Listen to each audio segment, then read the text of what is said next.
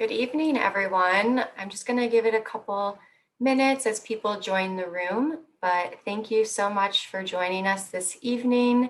We'll get started very shortly.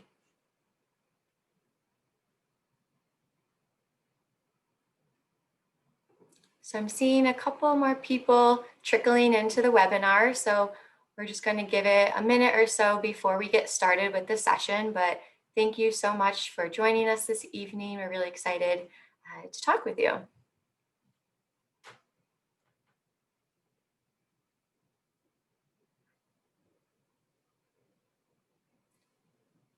All right. So I think I'll get started. My name's Bobby Mason. I'm an assistant director of admissions at Syracuse University. And this evening we'll be talking about the Multicultural Affairs Cultural Center. So this is part of our student experience series that we've been offering. Perhaps you've come to another session prior to this evening, or perhaps this is the first one. Either way, we're really excited to speak with you tonight. So next slide, please. Before we get to our guest speakers, I do just want to provide a little bit of background about Syracuse. So we have 15,000 undergraduate students, and they're really coming from all over the place. All 50 states are represented. We have international students from over 160 countries. And while academics are a huge part of what we do at Syracuse, our community and meeting each other is another great part of the experience. So we really want students to learn about the various ways that they can get involved, start to make those connections, and really become part of the Orange family. So some of our students, that's really through the clubs and organizations that we offer. There are over 300. They really range from performance-based groups to club and intramural sports. We have social justice clubs, cultural clubs, professional affinity groups and associations. And then we also have events that happen throughout the year and on a weekly basis. So there's always things for you to be a part of. And we really want students to meet each other, right?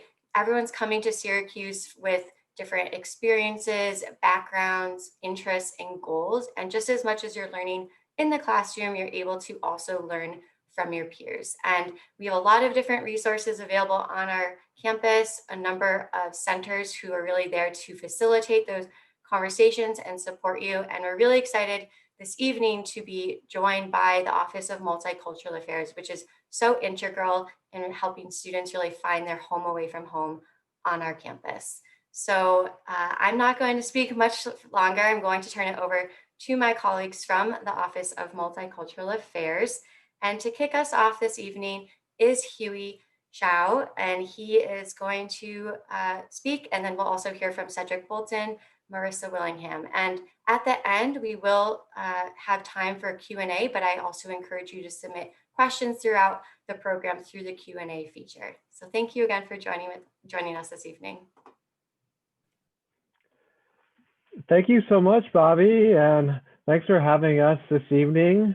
It's really wonderful to be here. Again, like Bobby said, I'm Huey Xiao, Associate Director of Multicultural Affairs in the Kessler Presidential Scholars Program.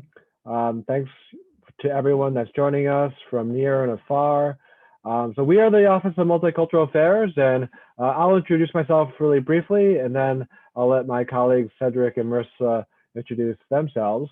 But my role in the office is I run our Wellesley Leadership Program, AAPI Heritage Month, and the Kessler Program, among other things. I've been at SU since 2006. It's been a great place to work and also to raise a family. I have two daughters. And the reason why I love working at SU is, I'll say the people, the colleagues, whether it's in admissions or in my own office or across the student experience, the division of enrollment and the student experience is just a wonderful group of people that are here to really serve the students, as well as the folks, the faculty and the professors in academic affairs. It's just a great place to work. And I'll pass it along to Cedric to introduce himself.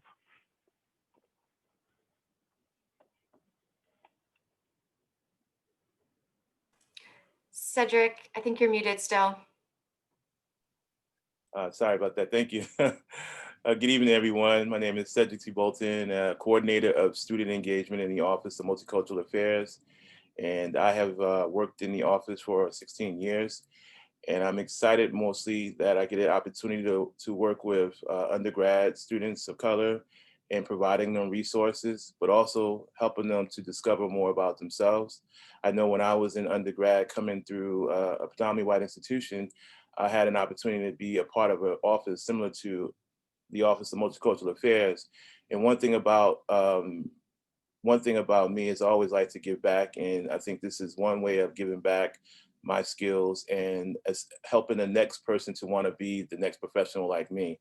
So I'm responsible for Verbal Blend Poetry Program. I coordinate and chair the Black History Month activities. And then there's some other stuff that I'll talk about later on throughout the presentation. But welcome, and I'll pass it on to my colleague, Marissa.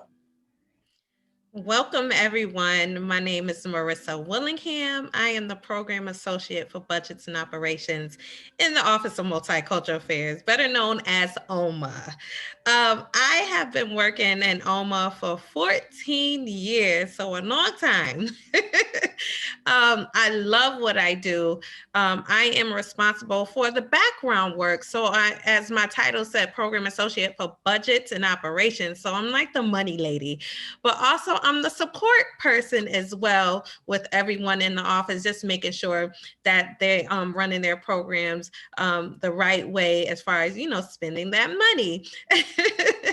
I am the person in charge of our student staff, but I also currently intern coordinator for some of our mentoring programs in the office, our Dimensions mentoring program and our Full Circle mentoring program, as well as co-chair for our Latinx Hispanic Heritage Month. I love what I do. The students is really what makes me go and get up every morning. As long as I know that I'm helping them be able to graduate here at Syracuse University, I know that I'm doing my job. And that's why I love working in the Office of Multicultural Affairs at Syracuse University, because we offer so much to you. And I hope this presentation will give you just that.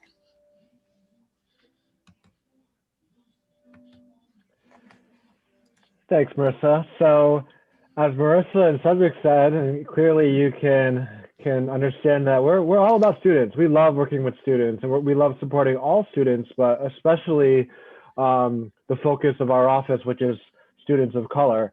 But we are the oldest cultural center here at Syracuse University. We started off actually in 1976, and it was Black student activists during that time that really pushed for this office. So we are really proud of that legacy. We've evolved a lot. We've grown a lot over time. And currently our mission is to support and promote the academic achievement, multicultural competence, social development, civic engagement, and the retention of undergrad students from historically underrepresented racial groups at Syracuse University. So that includes Black and or African American students, API students, Asian American and Pacific Islander students, Hispanic or Latinx students, Indigenous or Native American students, and multiracial and multi-ethnic students.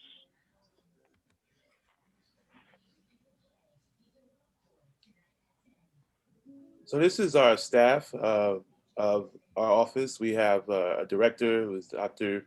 James K. Duwajiman. We have Regina Jones, who's the assistant director for Native program. Jaleesa Pabon, coordinator of mentoring programs. So these are the other colleagues that are, of course, not here this evening, but they also are in concert with us as we plan and implement programs throughout the year for our students.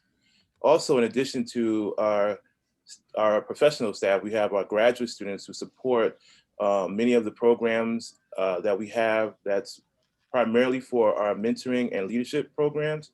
And they provide great support to the professional staff and our peer leaders to make sure that we are garnering excellence for all of our students who are coming through our program. So those are the grad students that we have in our programs, and they are absolutely incredible.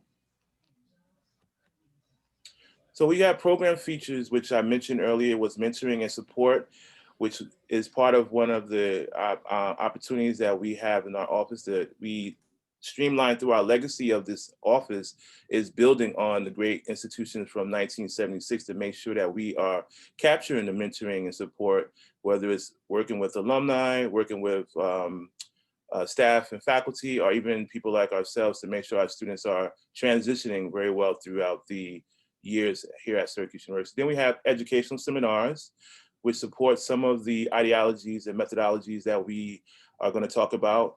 And then our community building and motivational events, whether it be our commemorative lectures that we have through our cultural celebrative months, which we'll speak about shortly. And those are some of our activities that we that are featured within our program that you'll hear about shortly.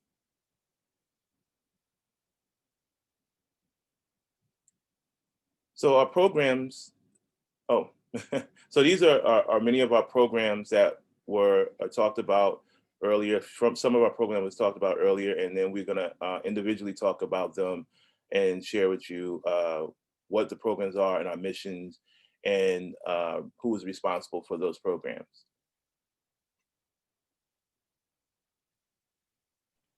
Thanks, Cedric. So as you've already heard from Cedric and Marissa, and I think I mentioned it a little bit, you know, we're all about support and mentoring, but also about helping to retain students and also helping students with their academic interests and making sure they graduate from the university and throughout. So our flagship program, which started it all in 2003 with our current director, Dr. Dwajiman, is Wellesley. Wealthlink is a program that has a focus on the first year experience, but it also has a second year component to it. And it's all about academic excellence and leadership and finding a way to help students with that high school to college transition. So through that program, there is peer mentorship. There's also weekly meetings. Now, even during the pandemic, you'll hear this about a lot of our programs. We are soldiering on, and with Wellesley, we are still hosting our weekly meetings when we can. We do them in person, of course, following the proper guidelines that are set by the university. And we are still around supporting the students. So in addition to the peer mentorship and the weekly seminars, we also have what we call academic consultants that are grad students that Cedric showed, and they're an extra layer of support for our students in Wellesley. But to continue on, another program which has a primary focus on Indigenous students, Native students, is our Native Student Program. And it takes a lot of components from Wealthlinc, which include like mentorship, weekly programming, but the bent here is more focused on Native identities, right? And so this was a program that was created around the time when the Haudenosaunee Promise Scholarship was created. And it's there to support Native students with their transition, to college. But the unique part of this program is that it has a very close tie with academic affairs. And it also has a focus on academic success, holistic success, and provides students to discover their heritage as Indigenous students and their people and their history.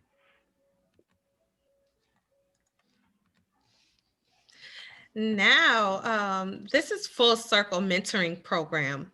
Full Circle Mentoring Program, as Huey mentioned, is another mentoring program that focuses on making sure our students are retained at Syracuse University.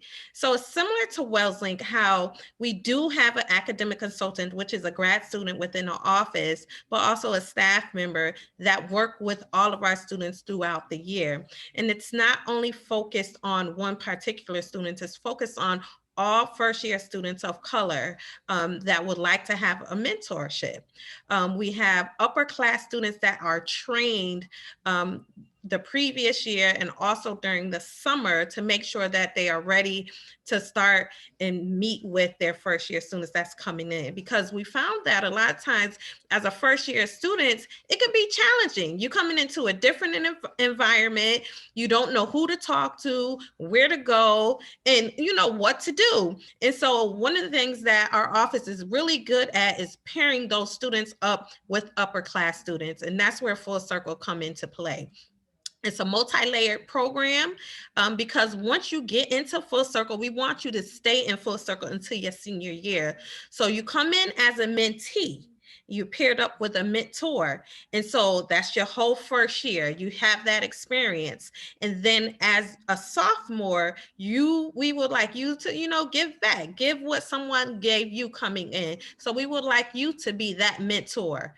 Now, from that mentor that is a sophomore, junior, and or senior, you are also paired up with a mentor, which is a faculty, staff, alumni, and or employer.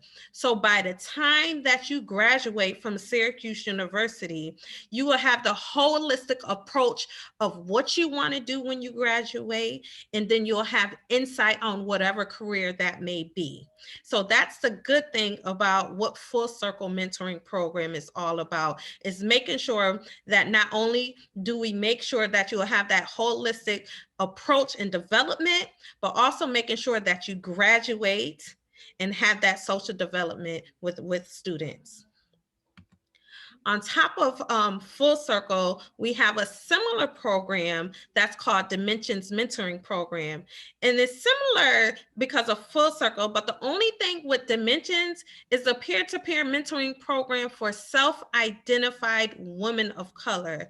And we found out when Dimensions was formed in 2007, there was not a lot of programs that was catered towards women of color on campus. And so that's how Dimensions was formed. And so one of the things about Dimensions, we create a sisterhood. We talk about women issues, and we have intentional dialogue and activities that just support self-confidence, empowerment, and making sure that everyone in the program have academics on point and have cross-cultural engagement throughout the year. And similar to how Full Circle and Wellesley is, you are also paired up with an upper class mentor throughout the year and an academic consultant.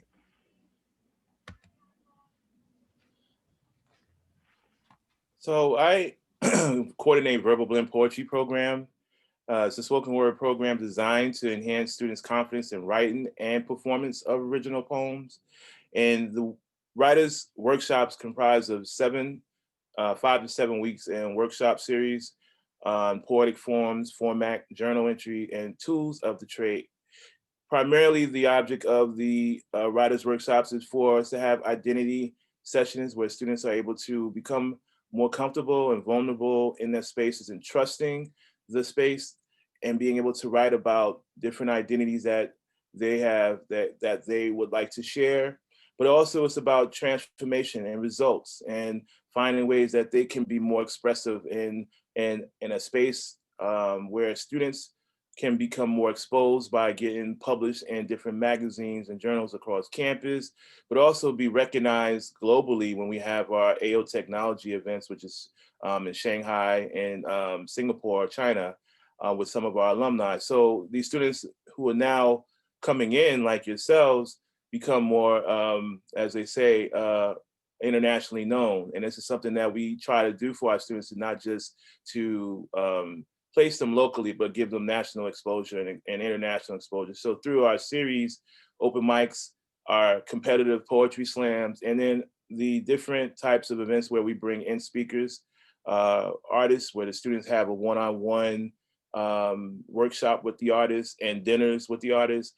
It's what we do to inspire them to seeing some of their favorite artists. So when you're coming into SU, or you're considering coming to SU and you're a spoken word artist or rapper, or you just want to connect with artists, you will be able to share that with me, and I will be able to look into,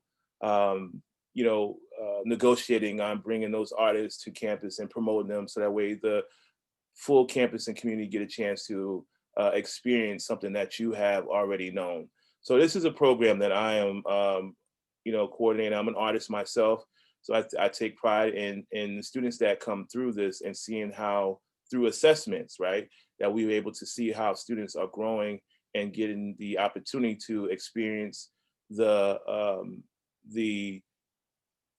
instruments of saying, I want to become better at writing or better at performance poetry. So that's Verbal Blend Poetry Program. Thank you, Cedric. And so to round out the mentoring programs that we have in the Office of Multicultural Affairs, and last but not least, is our Men of Color initiative. And this is the newest program, although Men of Color programs are not new to us. We had a different version of this program, which was started a few years ago. And it was actually the Women in Dimensions that pushed the Men of Color on campus to start a program. That program kind of transitioned into something else, and more recently, we knew that this was an important program to kind of bring back. We brought it back in a different way, and this is a program that we started last spring, and we have a group that meets weekly. They meet on Mondays, and it's specifically for men of color. But there's mentorship in this program as well, and it's through faculty and staff. And we currently have a grad student and another recent grad, who run this program. And the focus for Dimensions, which is women of color, they talk about sisterhood. For the Men of Color initiative, it's focused on more men's issues and things that men of color might be interested in. So I know recently this past semester, they had conversations about like sneaker culture, talking about what it means to be a man. And I know this Friday, they're excited to host one of the men in the group is singing songs, is having a little concert, which is going to be a nice way to relax over the weekend. And so it's a fun group, but it's also a serious group that gets together and is there to support each other.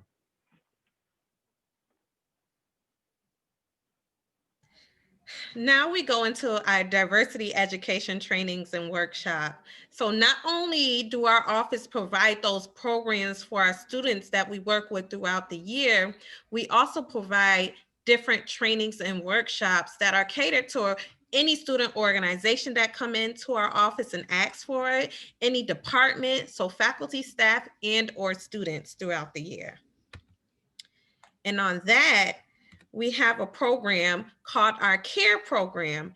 CARE is conversations about race and ethnicity.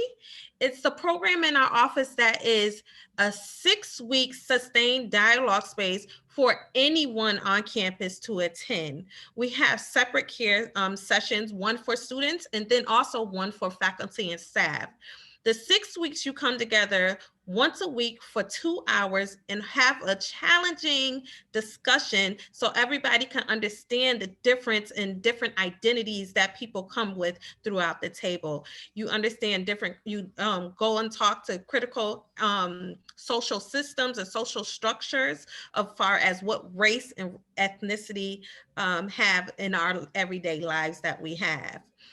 In addition to CARE, we have a smaller session called CARE Speaks, and those are catered to any individual. So if you don't have time to maintain that 6 weeks, 2 hours a week, we can cater it to whatever you want. It can be an hour, it could be once a week, it could be twice a week for half an hour or whatever you want. We can cater to a classroom, a professor, or even a student organization. So we have CARE and CARE Speaks.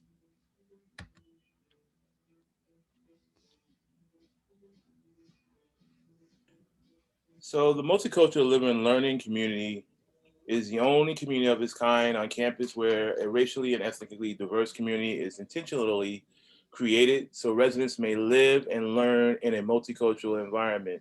As part of the collaborative efforts between the Office of Multicultural Affairs and Office of Student Living, as well as the Arts and Sciences, we provide a course for students who are living in our residence hall, Lawrencing Hall, and our newly formed day hall, where we have students who are in, okay.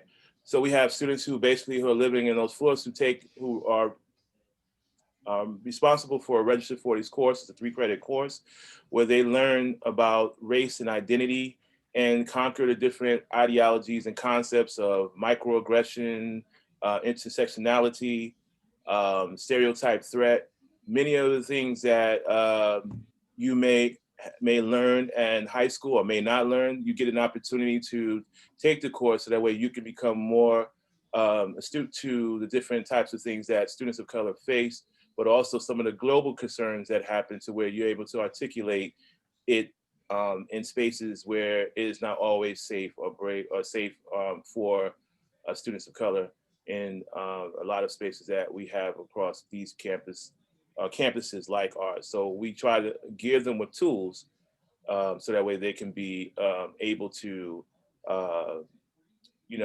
assert themselves when there's someone who is microaggressing them or speaking out on different types of racial issues. They know how to assert themselves in spaces like that. So we also have an upper class space, which is in Ernie Davis on the 5th floor.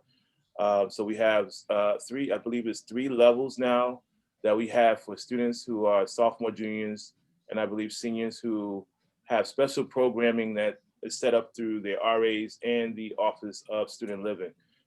So we essentially will collaborate with the different departments when it comes time to have types of trainings. Like as Marissa was explaining, when we have these types of trainings, we will collaborate with different offices and do, whether it's an in-person presentation by social distancing or on a Zoom presentation.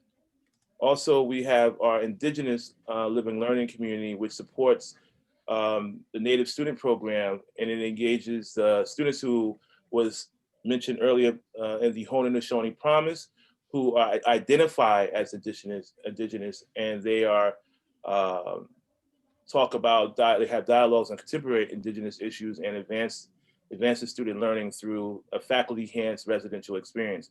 So we talk about the students who are part of the Haudenosaunee Promises, which is a part of the 6 nations that are promised the scholarships to be at this school. So this is Indigenous Living Learning community, which is similar to what I do with the Multicultural Living Learning community. I'm not the professor for that class, but I'm the professor for the Multicultural Living Learning community.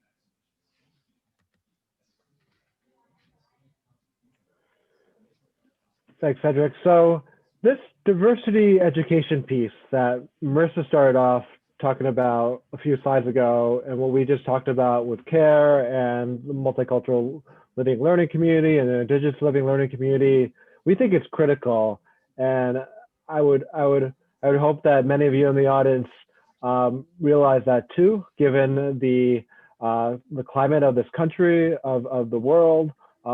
Having an understanding of different cultures, having this cultural competency is really important, and we want to have that be a focus in our work. And so, to round things out, I just wanted to let people know that in addition to everything that was said about diversity education, we also host for the university 4 separate months focused on specific identities. So we just went through Latinx Hispanic Heritage Month.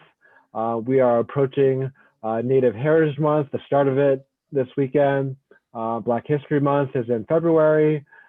Asian American and Pacific Islander Heritage Month normally nationwide takes place in May. However, on SU's campus and many other college campuses, it takes place in April. Not along with the cultural centers, cultural celebratory months, we have networking opportunities.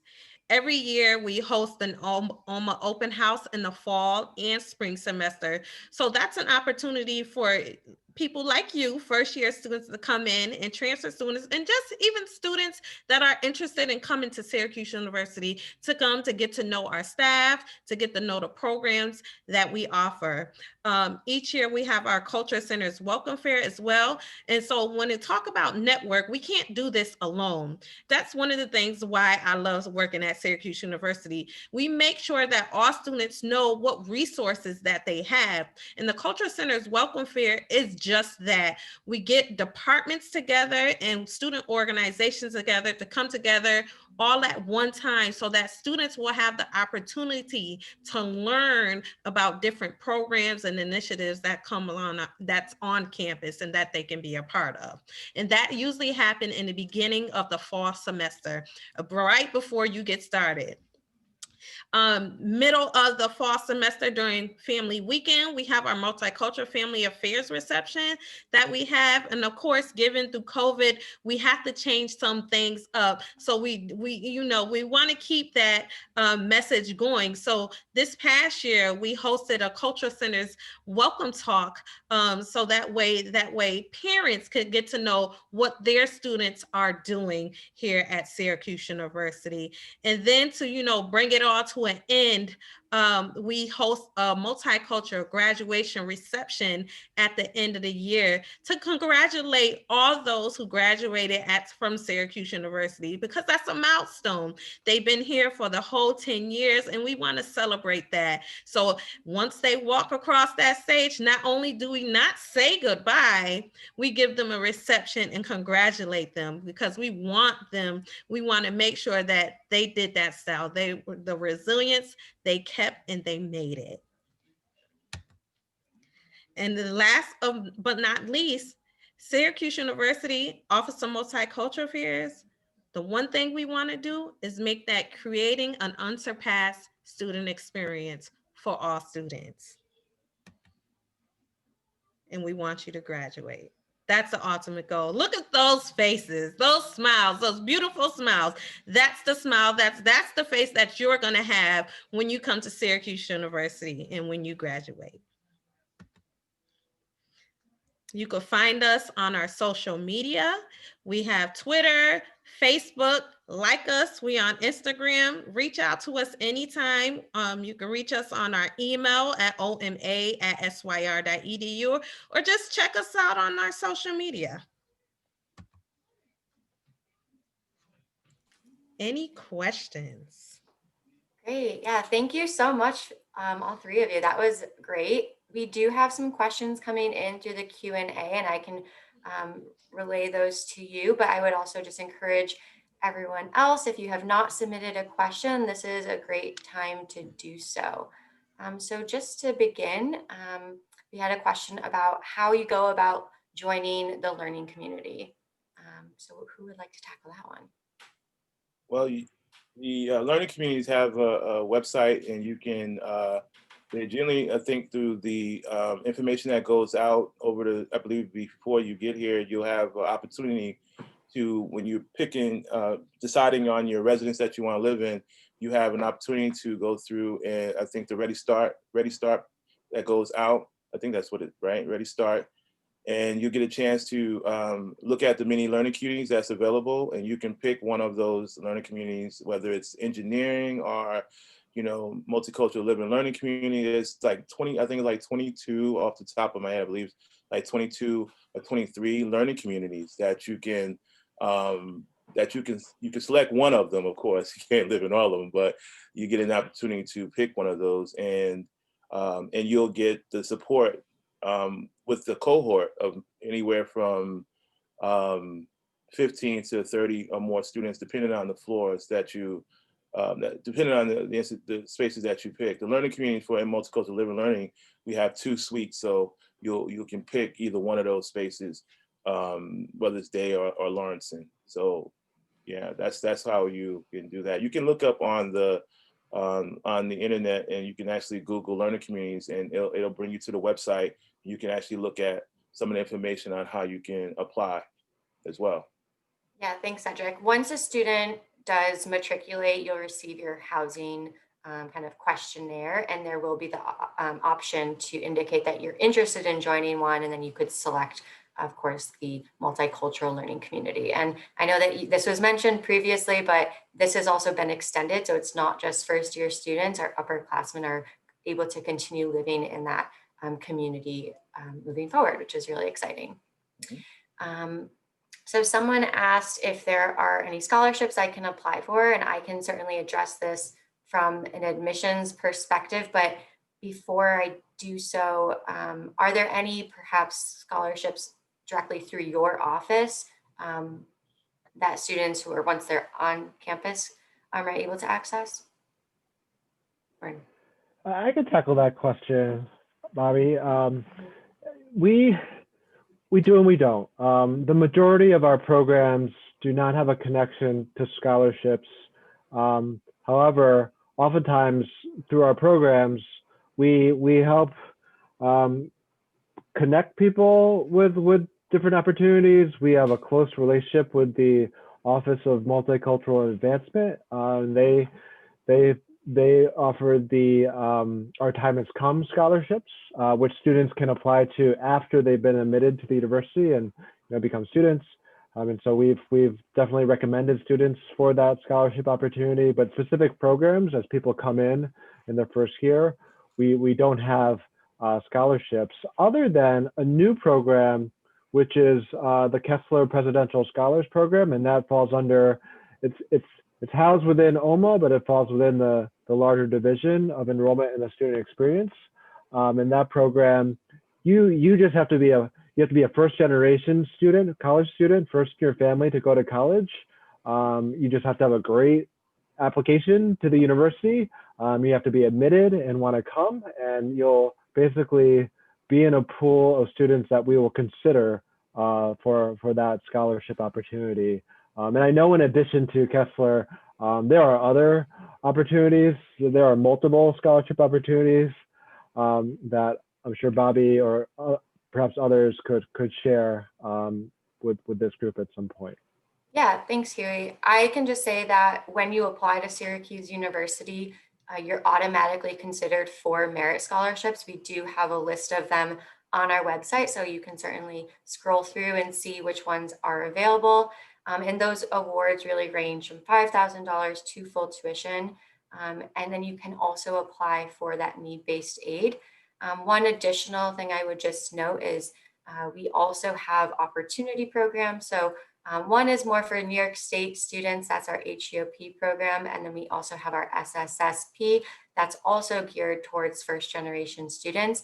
Neither of those require an application. It's something that the admissions committee reviews during the process, but it is important for you to submit that need-based aid for those two programs, as they are restricted by federal income requirements and whatnot. All right. Bobby, do you mind if I interject just one thing? Of course. To add on to what you said about scholarships. And I think it's important to seek out scholarships.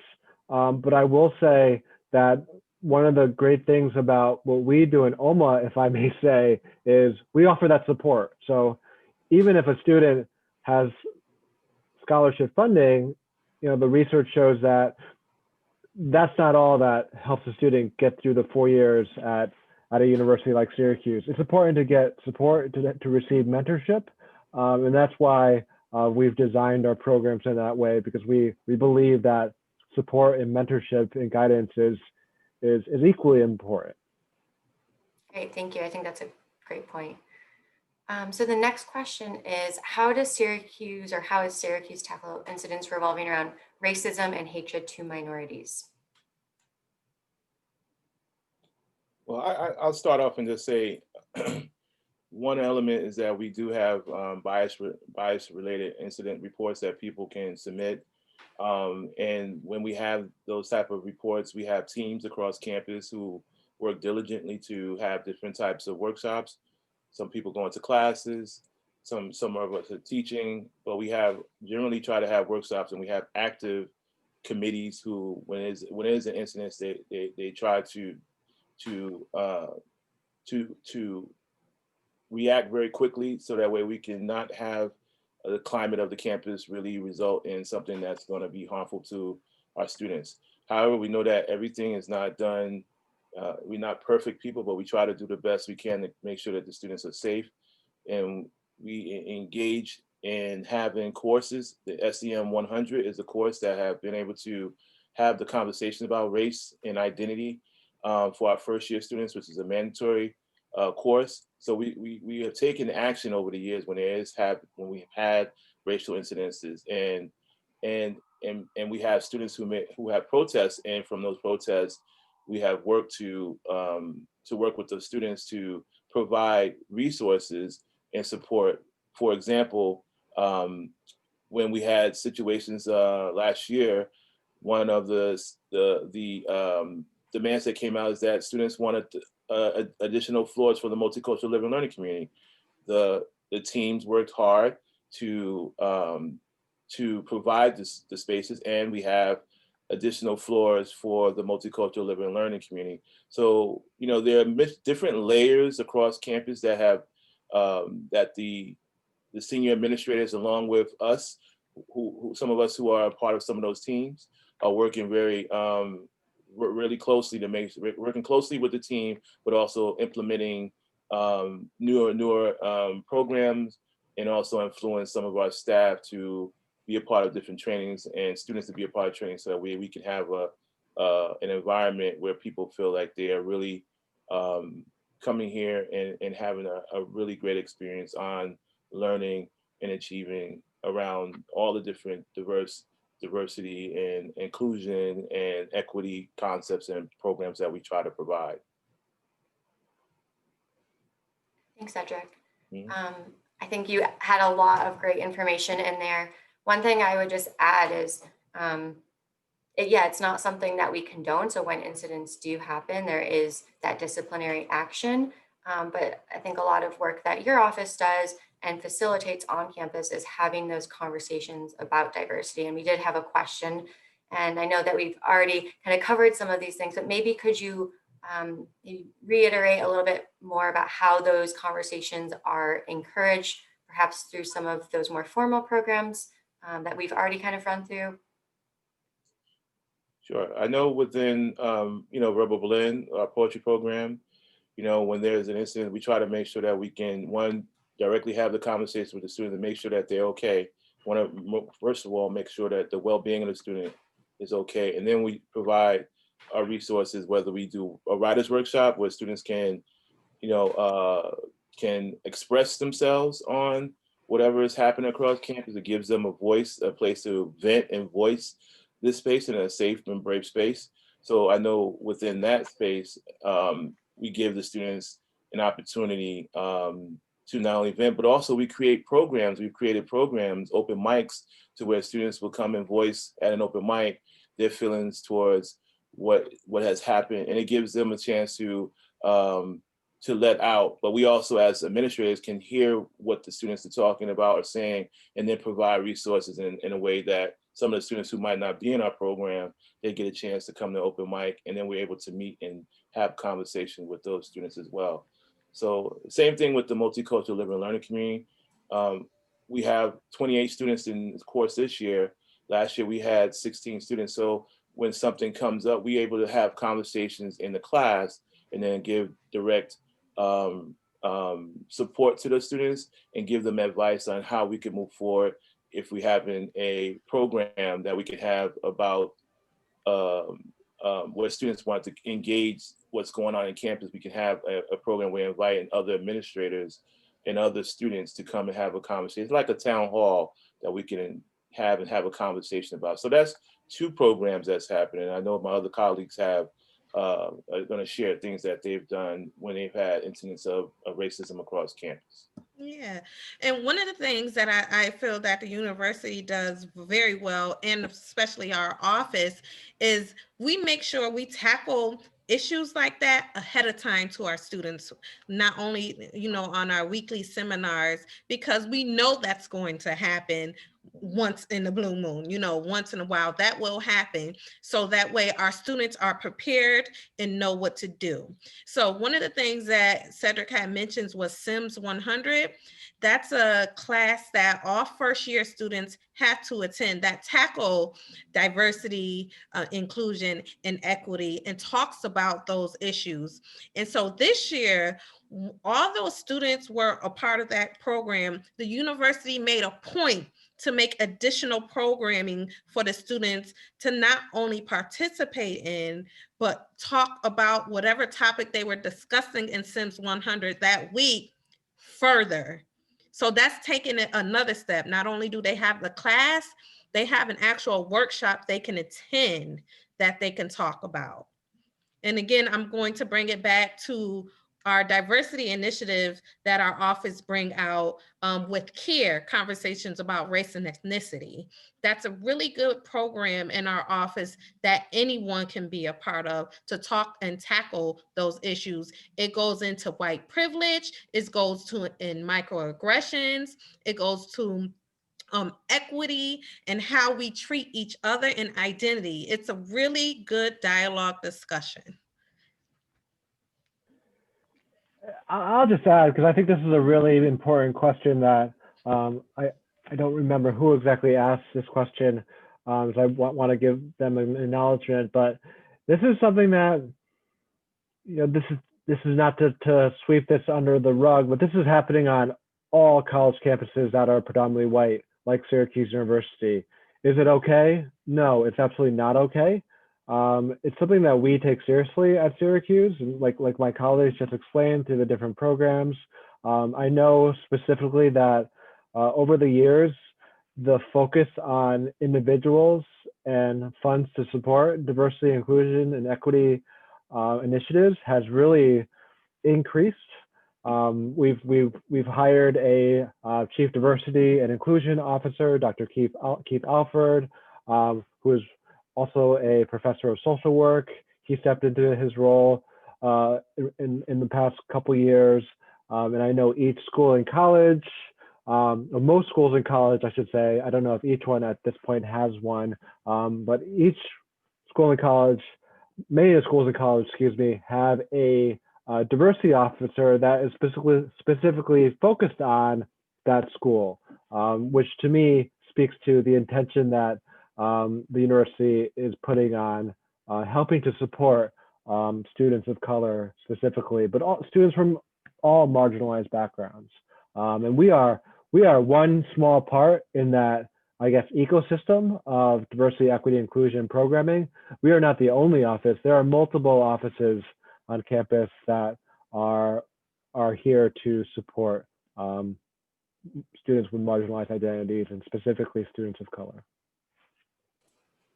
Thanks, Huey. I think you definitely hit a good point. This isn't happening just in one area of the university. These conversations happen across various departments, across the whole community, and your office is really there to help support students in this. So I just wanted to reiterate that.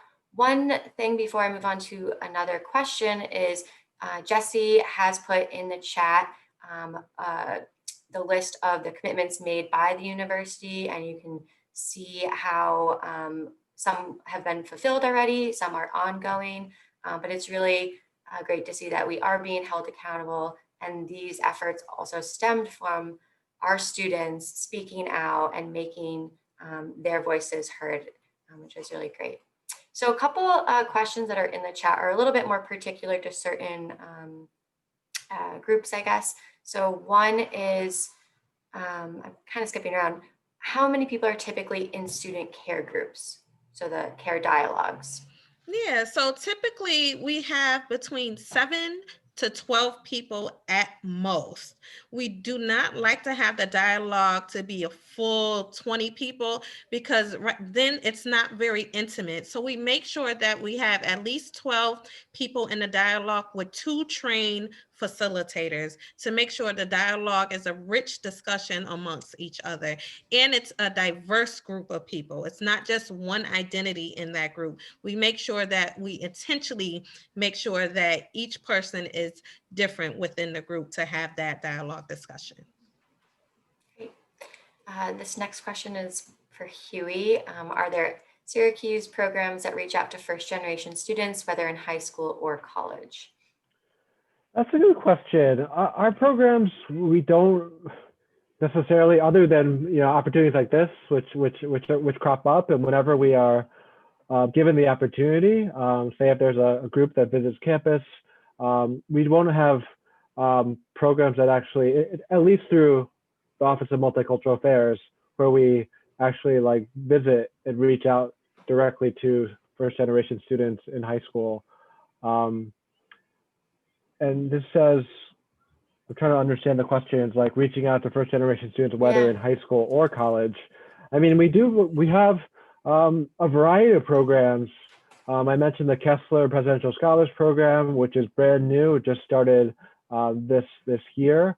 But there's other programs, like even our programs, I actually just looked at the statistics on this, at least with our Wellesley program, but our Wellesley program is, I think, demonstrative of like the other programs in OMA, like Dimensions, Full Circle, Verbal Blend, in that we usually have a range of about, I would say like 25 to 50% of the students that are enrolled in our individual programs in OMA.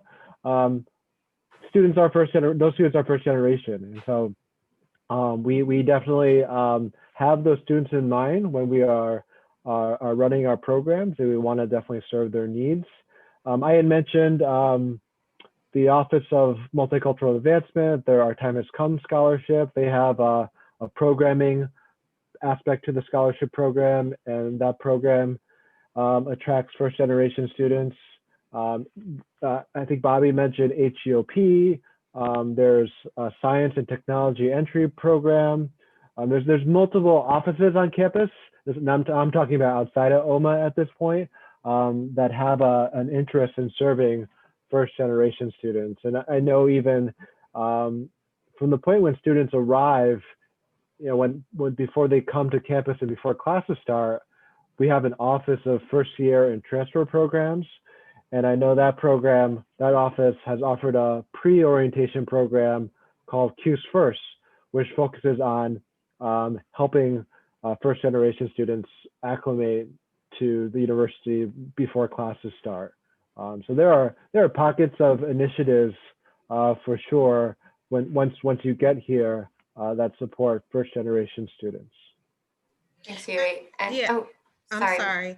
I actually want to point out to one thing that I believe Huey mentioned when we first started. So students that are not a part of any particular program, any support program like HEOP, SSS, athletics, anything like that, and Posse, those students sometimes fall underneath the cracks, right? They don't have that support because nobody really reach out. We make sure that we get those lists of students every year and make sure that we reach out to those students, because we want to make sure that every student getting in Syracuse University have that support. And that's one of the things that I really want to mention, because I think that was missed. So if you do not, if you're not a part of any of those support programs on campus, we make sure that we reach out to those students as well.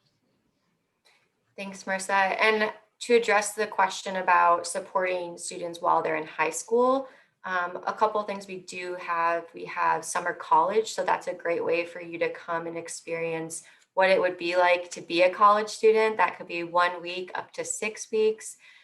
We also, for those of you who are going through the admissions process currently, if you're seniors, we are offering through our office some application workshops, right? Just kind of giving you some insight as to how to put your best foot forward. And then our financial aid office too is really helpful in terms of helping students complete their forms. If they have questions about renewing that type of thing, there are a lot of different offices there that are important to our first generation students. And also Jesse did put some additional links in the chat, so you can check out those as well.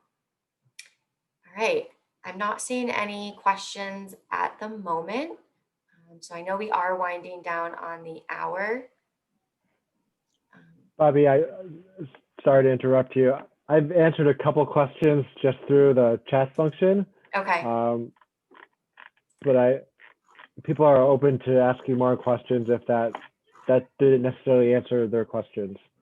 For example, someone wanted to know about applying and getting into HEOP, and I put the web link to the website with all the details. Okay, I can actually address that. So there's not an application for either of those programs. You would just apply to Syracuse University like any other student.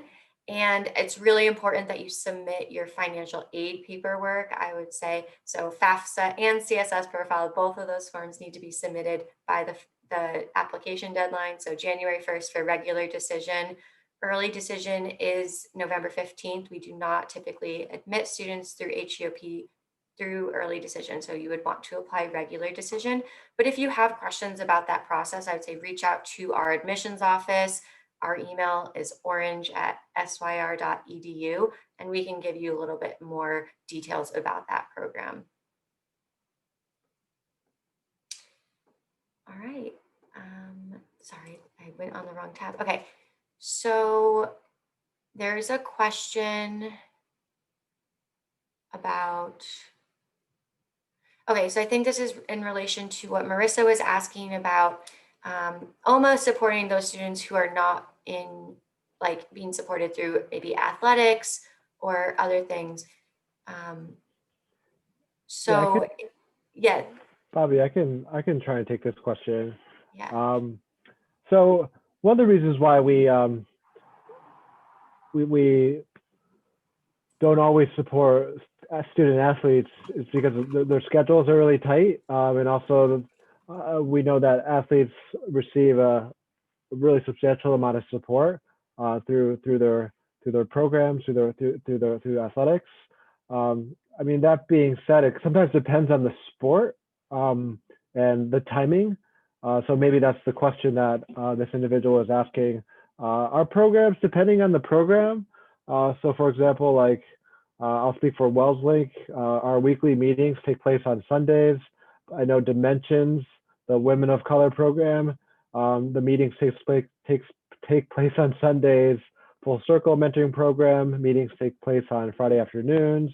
But that's the large group meetings, and so on occasion we have students that for whatever individual reason, like they cannot come to the group meetings. There are other components to these programs, so remember that mentorship is really key. And so to meet with your mentor, it's really about finding a time that is mutually good for both individuals, right? And so that's just a scheduling thing.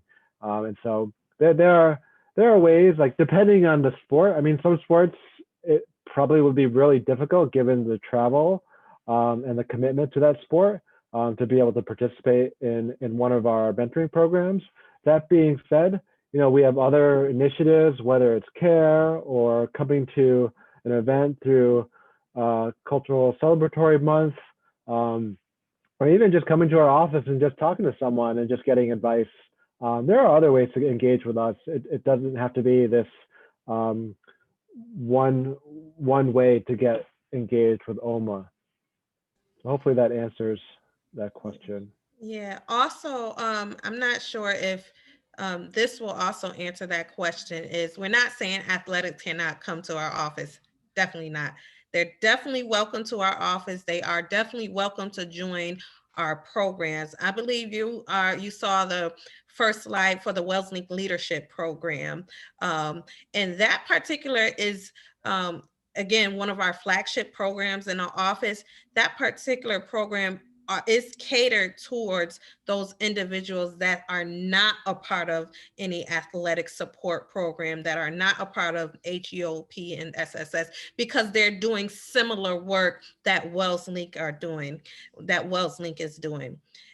But we do have other programs in our office for those students, like Verbal Blend, like CARE, like Full Circle, like Dimensions, because we have had athletics in our programs.